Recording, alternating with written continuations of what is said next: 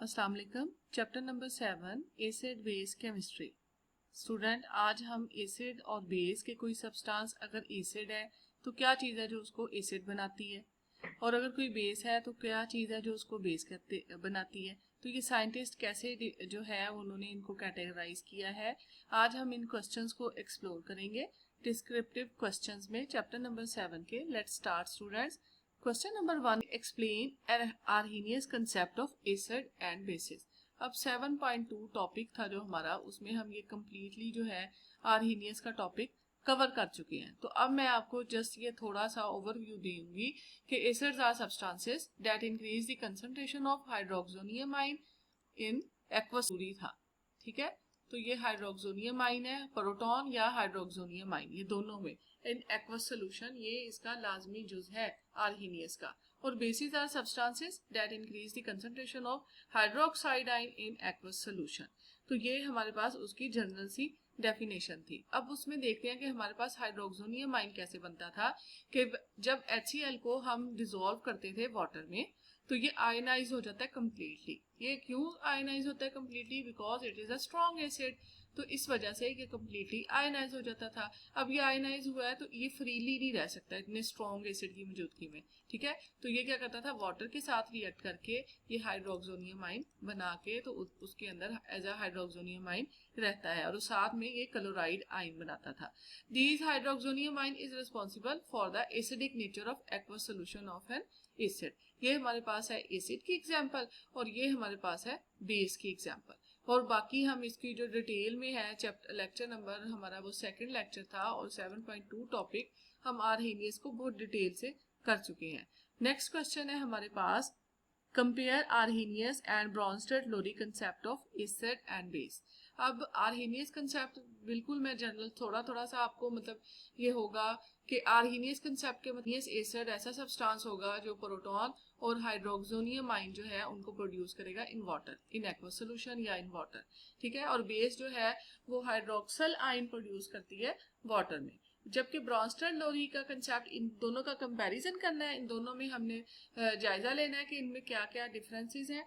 तो आप देखिए कि ब्रॉन्स्टेड लोरी के मुताबिक एसिड वो है जो प्रोटॉन डोनेट करता है। इधर ब्रॉन्स्टेड लोरी में मैंने आपको एसिड की एग्जांपल दी थी, ये पाकिस्तान की फेमस जो हाउसिंग सोसाइटी है DHA, उसमें कि डोनेट करेगा जो प्रोटॉन वो क्या होगा, एसिड होगा। ठीक है, तो और जो प्रोटॉन एक्सेप्ट करेगा वो बेस होगा। तो ये आपको कभी भी भूलने वाला नहीं है अगर आप एक वर्ड DHA याद कर ले। ठीक है, अब इसके अलावा अब इसमें और भी डिफरेंसेस है। ये तो इसकी एग्जांपल होगी ना, ये इसकी एग्जांपल है लोरी ब्रॉन्स्टेड एसिड की। ठीक है, इसको हम बाद में देखते हैं, पहले ये सेकंड जो है वो उसका कंपैरिजन है कि Arrhenius concept is limited to the aqueous solution. ये सिर्फ एक्वस सोल्यूशन है, जबकि ब्रॉन्स्टेड लोरी कंसेप्ट जो है वो मोर जनरल है, और ये हमें जो एक्वस सोल्यूशन और जो गैशियस फेज होती हैं एसिड्स की और बेसिस की, उनके भी बारे में हमें बताता है, आगाह करता है।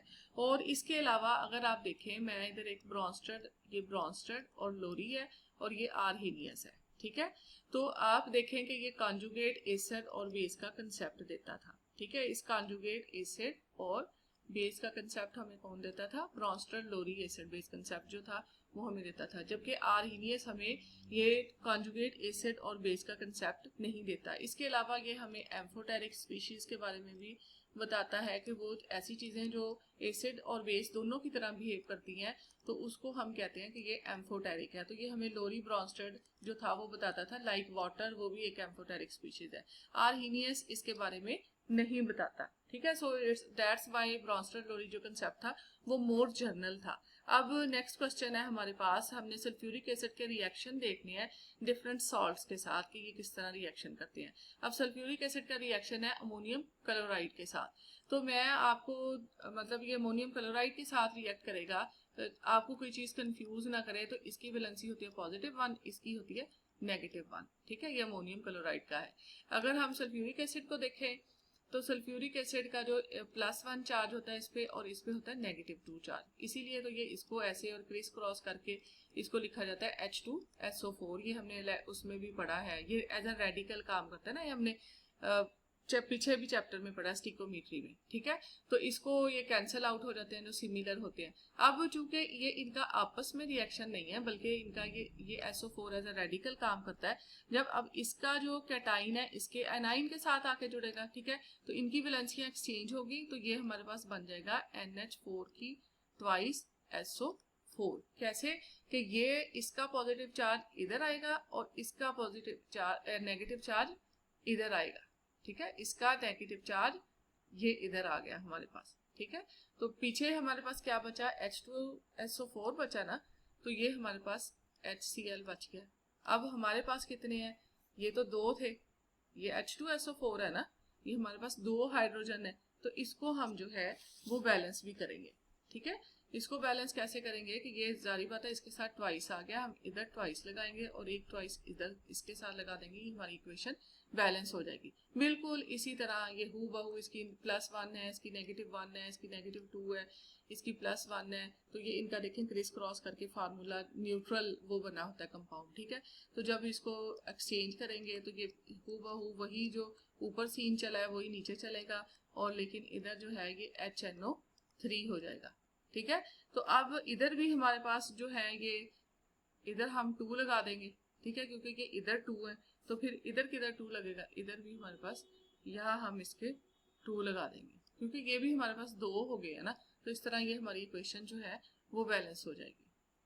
अब नेक्स्ट है हमारे पास MgO का H2SO4 के साथ रिएक्शन। -2 वैलेंसी इसकी है, +2 इसकी है, इसलिए नीचे नहीं लिखी गई। -2 इसकी है, +1 इसकी है, इसीलिए इसकी ये नीचे लिखी गई है, ठीक है। आपने इसको हम अब ये देखें, ये Mg जो है वो रिएक्ट करेगा SO4 के साथ, तो सादा सी बात है, ये MgSO4 बन जाएगा और ये वाटर उसके साथ बनेगा, ठीक है। अब ये इस तरह रिएक्ट करता है, ये जो सल्फ्यूरिक एसिड है ना वो सॉल्ट के साथ इस तरह रिएक्ट कर रहा है। अब कैल्शियम ऑक्साइड के साथ भी हूबहू यही केस है।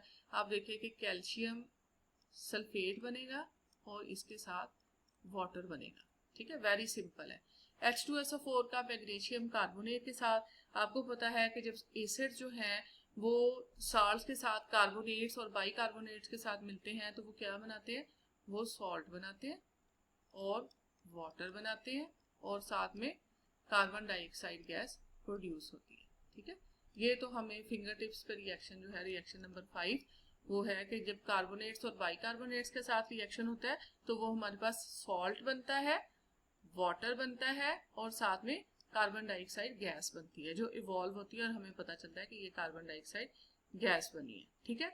तो इस तरह जो सल्फ्यूरिक एसिड है हमारे पास वो इनके साथ इस तरह रिएक्शन करता है, वो एसिडिक इन नेचर होता है और इसकी ability to react with basic and amphoteric compounds, कि ये एम्फोटेरिक कंपाउंड्स और बेसिक कंपाउंड्स के साथ भी रिएक्ट कर जाता है। ये स्ट्रॉन्ग किस्म का एसिडिक होता है, एसिडिक इन नेचर होता है।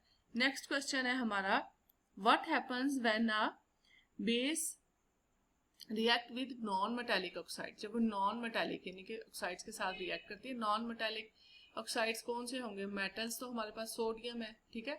तो नॉन मेटालिक जो पीरियोडिक टेबल के इस तरफ पाई जाएगी, ठीक है, इस तरह है ना पीरियोडिक टेबल, तो ये वाली जो है वो कार्बन डाइऑक्साइड हमारे पास नॉन मेटालिक है, सल्फर डाइऑक्साइड है, नाइट्रोजन डाइऑक्साइड है, सल्फर ट्राइऑक्साइड है, ये हमारे पास क्या है, नॉन मेटालिक ऑक्साइड्स है, ठीक है। तो ये what do you infer about the nature of non metallic oxides. Bases जो है वो नॉन मेटालिक ऑक्साइड्स के साथ रिएक्ट करती हैं और वो सॉल्ट और वाटर बनाती हैं, just like they do with acid. आपको पता है कि न्यूट्रलाइजेशन रिएक्शन में एसिड जब बेस के साथ रिएक्ट करती है तो वो क्या बनाती है, वो सॉल्ट और वाटर बनाती है, ठीक है। तो जस्ट लाइक ऐसे ही जब वो नॉन मेटालिक ऑक्साइड्स के साथ बेस रिएक्ट करती है तो वो क्या बनाती है, सॉल्ट बनाती है और वाटर बनाती है, और इसीलिए हम उन्हें कहेंगे कि ये हमारे पास क्या है, एसिडिक इन नेचर है। कैसे, उनके हम रिएक्शन भी देखेंगे कि ये कैसे। अब इनसे इन्फ्लुएंस क्या होता है कि since non metallic oxides react with bases to form salts and water, they behave like acid. तो अगर हम नॉन मेटालिक ऑक्साइड्स को वाटर के अंदर इसका रिएक्शन करवाएं, वाटर के अंदर इनकी डीकम्पोजिशन हो, तो ये भी एसिड में चेंज हो जाती है, कार्बोनिक एसिड, जैसे आपको पता है एसिड रेन में भी सल्फर ट्राइऑक्साइड था, नॉन मेटालिक ऑक्साइड है, वाटर के साथ रिएक्ट करके क्या बनाता था, सल्फ्यूरिक एसिड बनाता था। इसी तरह जब नाइट्रोजन डाइऑक्साइड जो है वो वाटर के साथ रिएक्ट करती थी तो वो क्या बनाती थी, नाइट्रिक एसिड बनाती थी। तो ये जो नॉन मेटालिक ऑक्साइड्स होते हैं ना, ये एसिडिक इन नेचर होते हैं, ठीक है। तो नेक्स्ट क्वेश्चन है हमारा, नेक्स्ट क्वेश्चन है state the reason of showing acidic character by both dry HCl gas और versus aqueous HCl solution in water की। इसकी क्या वजह है कि ड्राई HCl गैस भी जो है वो हमारे पास एसिडिक इन नेचर होती है और एक्वस HCl जो होता है सोल्यूशन वो भी एसिडिक होता है। इसकी तो समझ आती है ना, ये जो एक्वस वाला है, लेकिन ये ड्राई भी एसिडिक है। क्यों? Dry HCl gas exhibit acidic properties, लेकिन ये पानी के अलावा पानी की एब्सेंस में अपने H पॉजिटिव आयन नहीं देता। जब तक इसको पानी ना मिले तो ये H पॉजिटिव आयन नहीं देता, बल्कि ये क्या करता है कि अगर फॉर एग्जांपल इसके साथ कोई बेस आके लग जाए ना, तो वो जो हमने कोऑर्डिनेट कोवलेंट, ये इस तरह से रिएक्शन करता है उस ड्राई HCl, ठीक है। ये ड्राई है हमारे पास, तो ये किस तरह आके रिएक्ट करेगा, ये देगा नहीं लेकिन उसके साथ वो बॉन्ड बना लेगा, ठीक है। और इस तरह करके ये कोऑर्डिनेट सा कॉम्प्लेक्स बना के इस तरह करके देगा नहीं, शेयर कर लेगा, ठीक है। तो एक ये कोऑर्डिनेट कोवलेंट टाइप जो स्पीशीज है वो बन जाएगी इसकी, और इस तरह ये जो है एसिडिक प्रॉपर्टीज जो है वो इसकी शो होती है। जबकि HCl को जब हम वाटर में डालते हैं तो ये आयनाइज होता है फौरन से, H पॉजिटिव और Cl नेगेटिव आयन देता है, फिर वो हाइड्रोक्सोनियम आयन और क्लोराइड आयन में चेंज हो जाती है, ठीक है। So the aqueous solution shows the acidic behaviour due to the formation of hydroxonium ion, ये उसकी रीजन है। अब नेक्स्ट हम देखते हैं, नेक्स्ट क्वेश्चन है और हमारा लास्ट क्वेश्चन है, difference between N acid and it's conjugate base, के एक किसी एसिड और इसके कॉन्जुगेट बेस में क्या फर्क होगा। अब एसिड और बेस तो आपको पता है लॉरी ब्रॉन्स्टेड में है, और आपको बताया ये कीवर्ड है कि जो डोनेट करेगा प्रोटॉन वो क्या होगा, एसिड होगा हमारे पास, ठीक है। An acid donates a proton and form its conjugate base after the donation. अब जो एसिड है वही जो है वो कॉन्जुगेट बेस बनाएगा। फॉर एग्जाम्पल अगर मैं HCl इधर मैं रिएक्शन लिख के आपको इधर ही बताऊं कि वाटर के साथ इसका रिएक्शन हुआ है स्टूडेंट्स, तो वाटर के साथ जब इसका रिएक्शन हुआ है इसने बना दिया हाइड्रोक्सोनियम आयन और क्लोराइड आयन, ठीक है। तो अब ये इसने डोनेट कर दिया है, इसको अगर हम करें ना कि ये एसिड है, ये डोनेट कर रहा है, ठीक है, ये है एसिड और इसने प्रोटॉन डोनेट कर दिया। प्रोटॉन डोनेट करके ये क्या बनाएगा, प्रोटॉन डोनेट करके ये बेस बनाएगा, कॉन्जुगेट बेस बनाएगा, ठीक है। After the donation of proton from N acid a conjugate base is form. तो हम इस क्लोराइड आयन को कहेंगे कि ये हमारे पास क्या है, कॉन्जुगेट बेस है। हर एसिड की कॉन्जुगेट बेस होती है, ठीक है। ये इसका जो है वो एक लाइन है, ये आपने याद रखनी कि हर एसिड की कॉन्जुगेट बेस होती है। ये एग्जांपल है, HCl is the acid and chloride is a conjugate base, ठीक है। अनदर एग्जांपल अगर इसकी देखें, सिर्फ एक ही प्रोटॉन दिया है तो ये हमारे पास, अब इसकी जो कॉन्जुगेट, ये हमारे पास एसिड है, इसने प्रोटॉन डोनेट कर दिया, प्रोटॉन डोनेट करके ये क्या बन गया, ये बन गया, तो ये इसकी कॉन्जुगेट बेस होगी। अब इसी तरह अगर ये मजीद रिएक्ट करे, और जैसा कि ये करता भी है, ठीक है, तो ये क्या करेगा, ये SO4 -2 बन जाएगा और साथ इसके एक और प्रोटॉन निकला है, तो इसकी अब इसकी कॉन्जुगेट बेस क्या होगी, इसकी कॉन्जुगेट बेस ये होगी, ठीक है। तो इस तरह हर एसिड की कॉन्जुगेट बेस होती है जो कि प्रोटॉन देने से बनती है, ठीक है स्टूडेंट्स। तो ये तो थे हमारे डिस्क्रिप्टिव क्वेश्चन, और जो कि रिवीजन हमारी हो जाती है, और ये लॉन्ग क्वेश्चन होते हैं डिस्क्रिप्टिव क्वेश्चन, इसमें हम ऐड करनी है, हमने एग्जांपल्स भी पॉइंट्स बना के भी लिखनी है। होप्स हो कि आपको समझ आई होगी, मैंने कोशिश की है कि आपको रिएक्शंस की भी समझ आए।